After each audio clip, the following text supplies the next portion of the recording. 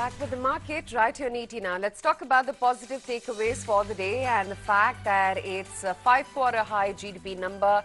Impressive number at that at a 7.25%. So how are brokerages in the street absorbing this GDP tick? Let's take it across to Poonam and find out exactly that. Poonam?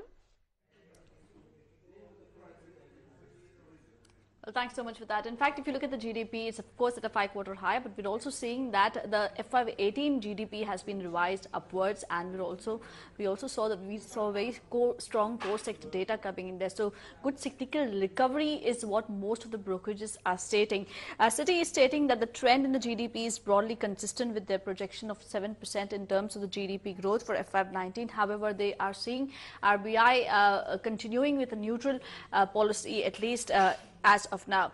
In terms of Nomura, they're stating that the cyclical recovery is confirmed, but higher agriculture growth is a puzzle. And if you look at the GDP data, yes, of course, agriculture did surprise on the upside. However, Nomura believes that the rate believes that there is a possibility of a rate hike going ahead on account of the strong GDP data, and also the better than expected GDP data would be in fact a positive for Indian rupee. Do know that the Indian rupee hit 11-week low yesterday.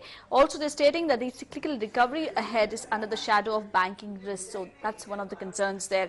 HSBC also states similar stuff, stating that the GDP expanded sharply on account of sharp upward tick in terms of the indirect tax collections. However, they're seeing that FY18 growth should be seen at 6.5%, but for FY19, they're seeing the growth to accelerate to 7%. So most of the economists are stating it's a cyclical recovery, and most possibly for FY19 we should be seeing a growth of anywhere between 7 to 7.1%.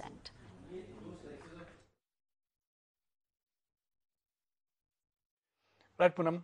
Thanks a lot for that. We'll take that.